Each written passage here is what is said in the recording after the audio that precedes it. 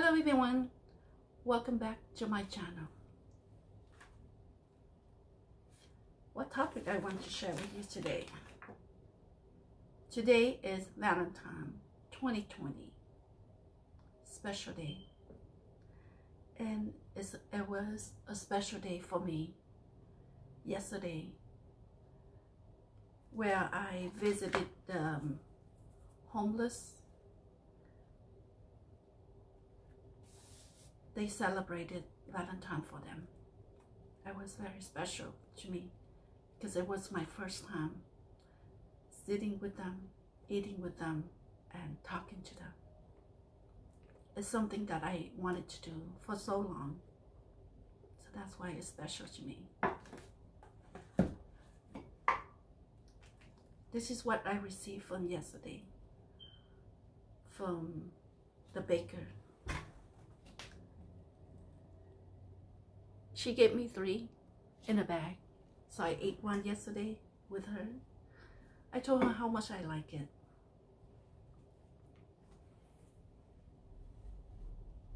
Every Thursday at lunchtime, I look forward to seeing them. There's a group of people and the government.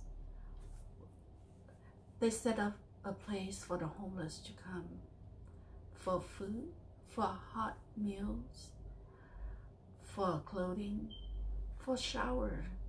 They get to take a shower once a week. Free shower, free haircut, free services. They have a lot for them.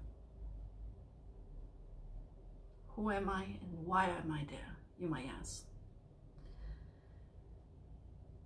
My connection with them goes way back in 1988. 1988, that's a long time. Some of you wasn't even born.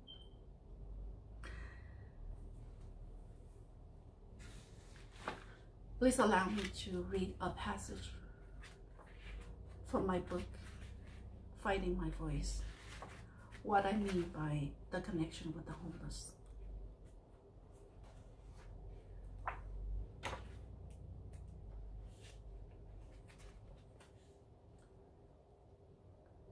Los Angeles Job Corps, an old building the color of bricks, is located on the Broadway Avenue and 11th Street with 13 floors. The 9th to the 13th are for resident students. Boys and girls live separately. I'm on the 11th floor with two roommates. The first one at the facility, the big earthquake shook the building very hard in the middle of the night. As I woke up, I saw my roommates praying and crying. As for me, I didn't fear because I had faced life and death while escaping Vietnam by boat just 2 years prior. During the earthquake, I thought to myself, if I didn't die while crossing the ocean, then I should not die from here. One by one, we all descended from the building to the parking lot outside. I was in a hurry, so I left my room without grabbing a jacket. We stood outside for about an hour. That winter night, it was so cold that I could not hold back my tears.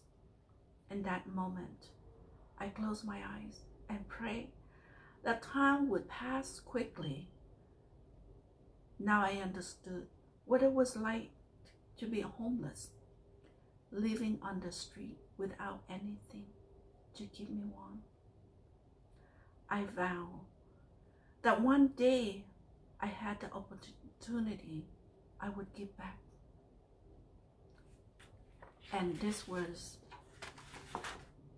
a vow I made back in 1988, it was December of 1988.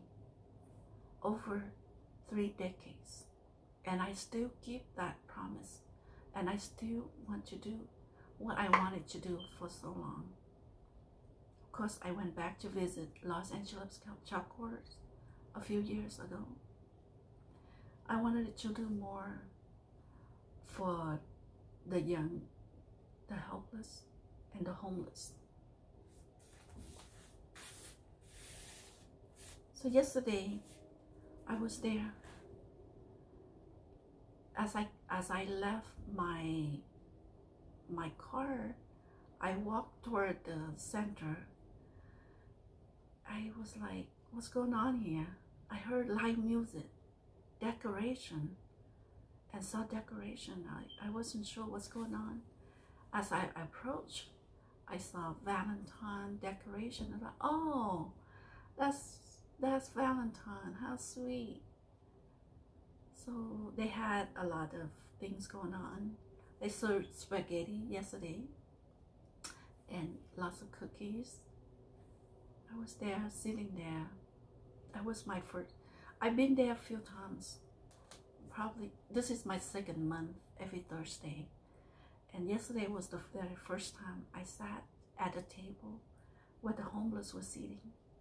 I just mind my own business, didn't talk much. Was eating, watching the young ladies performing. And there's a homeless lady sitting right across me. She was happy. She had a new pair of shoes with her, and she wear a tiara, not homeless tiara. It's a happy birthday tiara on her head. And I chatted with her a little, asking her how she feel. She was happy that she got her new shoes. And I said, do you mind to tell me how old you are? She said she turned 58. I was like, oh, okay.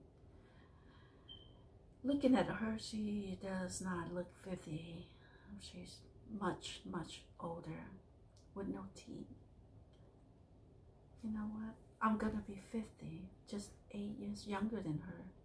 But she looked way past my age. So I asked her, what do you think how old I look? She looked at me and say, 29? I smile at her. It's like, I wish in my heart. But yes, homelessness and can really take a big toll on your physical being. I can see that in her. She looked very much older than her. Older than the lady who served me the cookies. She's been working for the homeless every Thursday in the last 3 years. So we talked a little bit with this lady, and I asked, and she shared with me that she was a elementary teacher for 41 years. After retired, she worked for the church 15 years, and she's been doing this for the last 3 years. So I calculated 41 years plus 15, 41, 51, 56 years, 56 years of services. And she had to be at least 25 to start teaching. 56, that makes her 70 plus, almost 80. Wow. But she doesn't look her age at all. I look at her, she has a beautiful face, no wrinkle. Wow. If she didn't tell me, I wouldn't guess that she's over 70. She just looked like in her 50s, late 50 or early 60. You see the difference between the well taken care of, their body and their soul, and the one is not there, not taking good care of themselves. And it's all have to do with different circumstances. I don't judge nobody. Everyone is different. Homelessness is not one story to fit all. There's so many stories. The majority of the majority of homeless are related to drugs, addiction, and mental issues. That's the bottom line.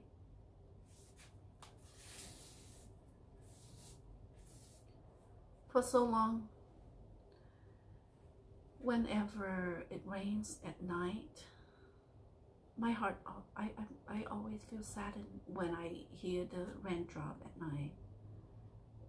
I have this strong feeling for the ones that living outside in a tent on the sidewalk, or not having a place to go home, or in the cold. It's just bother me so much, just feeling it. So I've been talking about I want to work with them, and this is by chance, not so much by that I'm connected to them. That was a few years. No, that was last year. I went to take a life license, and by accident or by mistake, I passed. I registered for life and health, so I passed the health license, and with that license, I didn't think I needed it, but it turned out that with that license, I'm able to work with the homeless.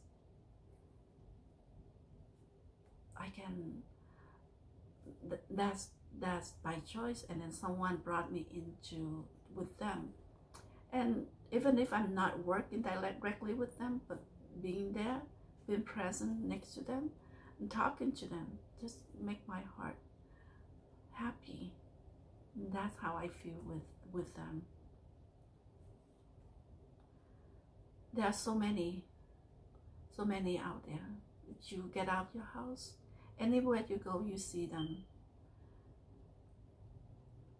What can we do as citizens? What can we help them? If any little helps to me, if you have time and money, you donate more, you spend your time with them. If you don't, you just do what you can, but there's no judging. I'm no better than them at this point, seriously. I may have a place to call home, but who knows, down the road, I might be just be one of them. I have been working directly with them and spoke to them on the phone, and some of them were quite young in their 20s. And they said, I don't have a home, I'm homeless, and I need help, I need food, I need warm food. It's just sad to see that out there, and for that, my goal is to work with them and to serve them and to inspire them to overcome their difficulty. And that's what I want to do for the rest of my life. And it makes me happy to look forward to do that each day. That soon, when I no longer with the county, I would have more time to dedicate myself to working with the youth, the trouble, the homeless, and the mental. Because you know what? I was once before. So that's what I want to tell you. This year, 2020, Valentine, my first Valentine celebration with the homeless. It makes me happy. It's fulfilled my dreams of working with them, of my wanting to give back to the society. 31 years is a long time to wanting to do that.